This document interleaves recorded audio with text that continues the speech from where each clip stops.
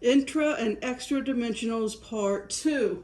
So let me just wrap up. When I was talking at the end of Part 1, I was talking about how we have all of these images that were put on in caves or, ancient megalith structures, on stone tablets. My final thoughts on that. These were left behind, but they were done by the most skilled artists of that time period, right, of that timeline. And they've been carefully preserved for future generations, right, for mankind. There is a point in telling mankind, humanity, you and me, Betsy, about this. Among these are stone etchings on tablets, stone carvings on or around megalithic superstructures, but also wood mixture carvings that were preserved in ways that we today, right, modern society, we can't even duplicate them today. So it's human nature, even across the eons, the ages, that these processes were reserved for only the most serious known realities of that timeline. It wasn't to record, stories, legends, myths, or superstition. These observations, kings and pharaohs, it was done by the most, highest ranking person of the timeline, right? They wanted to record and leave behind for humans, for humanity, for earth dwellers, real events portrayed as they literally happened. During the shift, and I say that on purpose, during the shift between the 3rd and 4th centuries BC, these creatures, whatever you want to call them, IDs, EDs, they had direct interference, sometimes helpful, sometimes not, as I already explained with Alexander, in the affairs of humans. And they're representing something. They're trying to tell us, for example, I'll be back, right? they're saying we've been here, we engaged, we may be taught, we may be helped, we did this or we did that, and guess what? There's going to come another shift in your timelines, and we'll be back. It's that simple. What do they do? What is their mission, their purpose? What is their process? For me, I'm telling you what I observed, what I experienced with humans. Now, I observed and experienced a lot with non-humans. But when it comes to humans, because I was in the room many times during these procedures, some of the times the procedure was being done on me. Right? They are collecting various samples from humans. Human tissue, blood for sure. Oh my God.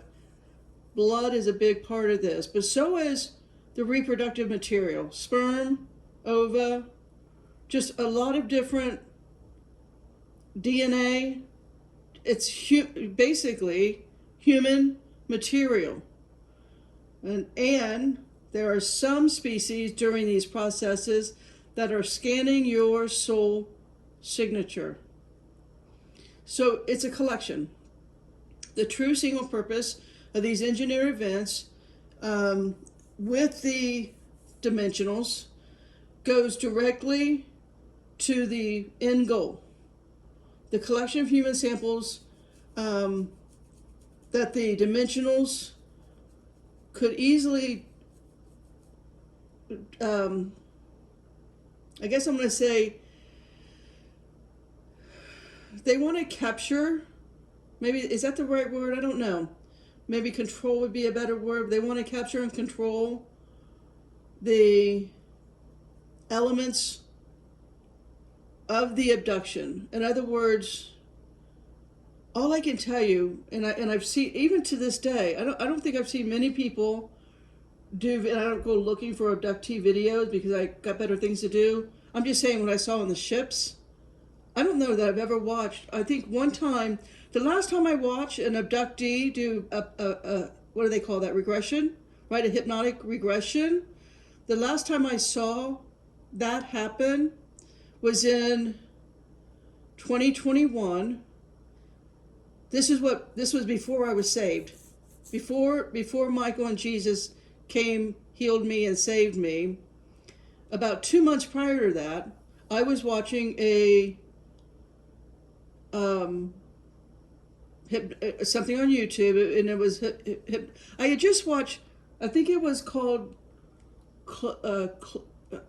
Closed Encounters of the Fifth Kind, and it was fictional, but the woman was going through a regression session. Because it was fictional, or at least I thought it was, I decided to go online and watch a real one.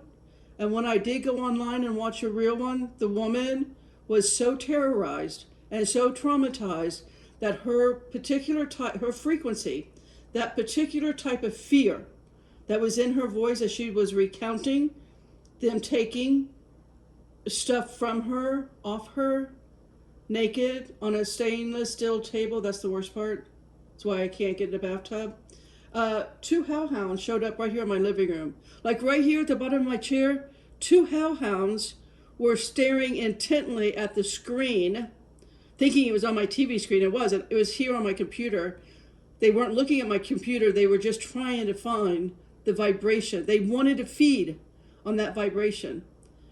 Trust me, I never went looking for any abductee story of any kind again, let alone a regression hypnosis. Wait till 2 hellhounds show up in your living room. You'll know what I'm talking about. That's going to happen. There is right now a veil that the Piscean age created that is going to drop away because the Aquarian age doesn't support it.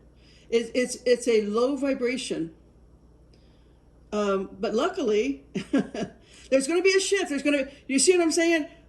The archons aren't going to be able to stay. They're going to have to leave, but there's going to be a timeline, and I hope it's not a dramatic one. I hope it's not a 50-year or 100-year timeline, but the veil's not going to be there, so you're going to be able to observe for yourself so that you can accept coming back to your supernatural abilities and the supernatural person that you are.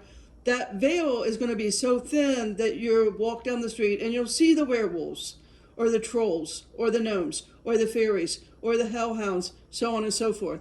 You'll begin to get eyes that can see, and you'll see the dragons that I can go outside every single day and film endlessly, nonstop. All right, so they want to put the person that's being abducted into this terrorized, traumatic state.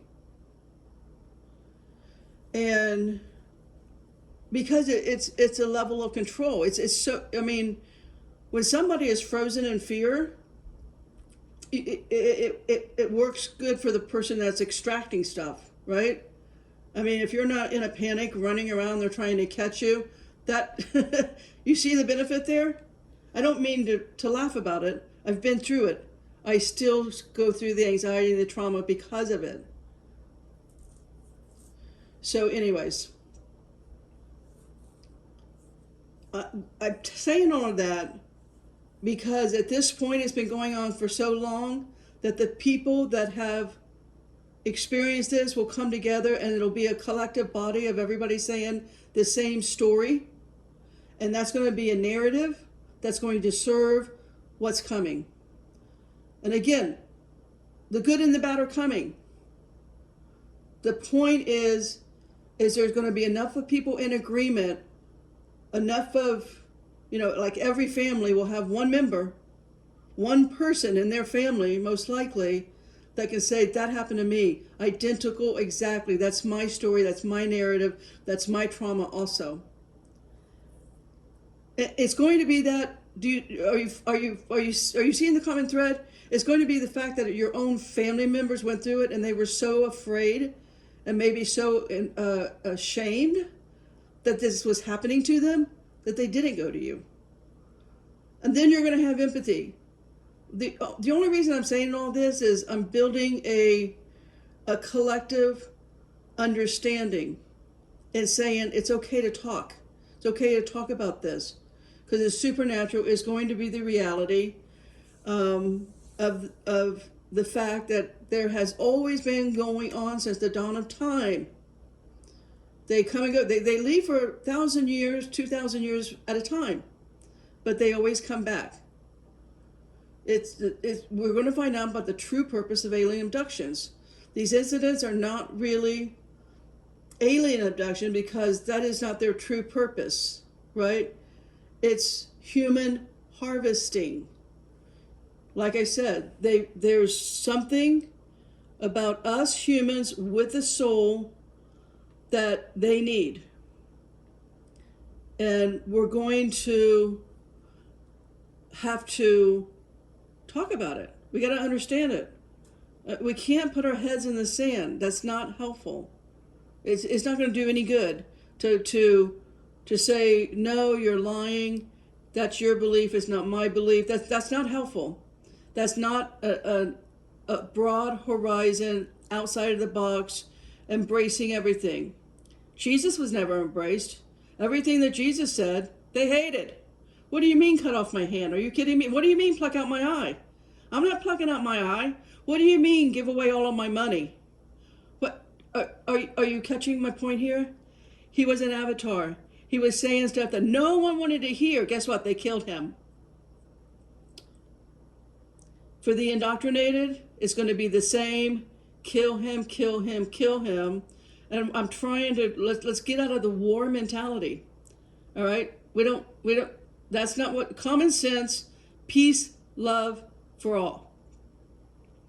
All right, these entities also gave prophetic messages. When you're, okay, I've been in the abduction, again, I was allowed to walk freely around the ships because I'm a recruit.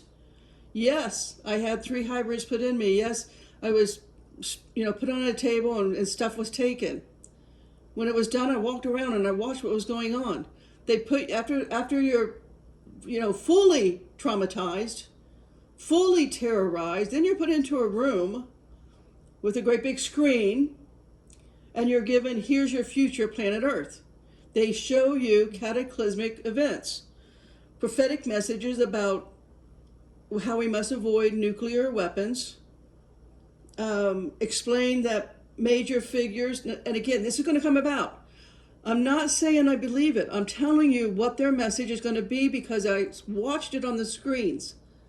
I understand the playbook. So let's not be surprised when the playbook comes out and they're showing you that major figures of the Bible, yes, Jesus, were actually their space brother put on Earth to try to help humanity, to try to help humanity find their proper path in this universe. According to their messages, they would have placed Adam and Eve here, Jesus Christ, Abraham, all of it, Moses, to help humanity. So besides creating a thriving UFO alien cult, like back in the 50s, George Tassel did that. He started this whole movement. And you can read about it, George Tassel. I almost went to the dome that he created, but when I was in Palm Springs the last time, it was closed. But anyways, it's right outside Palm Springs. It's a massive cement dome, and it was the instructions, the architecture, what have you, was given to Tassel by, I think he called him, I don't know if he called him alien or if he called him star people. I'm pretty sure he called him star people. Anyway, the structure was for amplifying the power of meditation. You can go on, I went online and I read their entire website. I looked at all their videos. It's called the Integratron. And it's still there today. It's only open on the weekends. When I was in Palm Springs, I wasn't in Palm Springs on a weekend, so I couldn't go to it. Anyway, it's there. There's even a video on their website where it shows the cooking guy. I forget his name, but he traveled all over the planet, eating food, tall skin. Anthony Bourdain. Yeah, the video is Anthony Bourdain was in Palm Springs trying food or what have you and went to the Integratron. That's just a side note, little fun fact. So what it does, it's meant to help you to meditate and or to connect to or to channel star people, aliens, or Nordic. A lot of the aliens are called Nordic types. Like a lot of the Pleiadian types are also referred to as Nordics. Anyways, to receive messages from our alien visitors. So even today, whenever people encounter alien visitors, meaning not the Greys. The Greys are a bad encounter. I hope you never have that happen to you. But if it's such as the Nordics, let's say, star people, or let's go beyond that. Human, all right, but they're flawless, perfect humans. They're human, but there's not a single flaw to them, like Adam and Eve would have been, right? They're more articulate, they're highly evolved, they're highly technological. They still are reciting the same playbook about messages on helping humanity to avoid self-destruction. That may be needed because we still haven't begun much past the tolerate, have we? We haven't really matured as a people, as a species. They want to help us to find universal peace and harmony and so on. The age of Aquarius is going to foster that. That's going to happen. I don't know about the age after that. I don't really care, because it's a long time, right? It's like 2,200 years away. So whatever. But the messages seem like, I don't know, tired, old-fashioned, old-timey scripts from like campaigns that have been going on here on planet. Like the script never changes. They're campaign tactics. There's no strategy.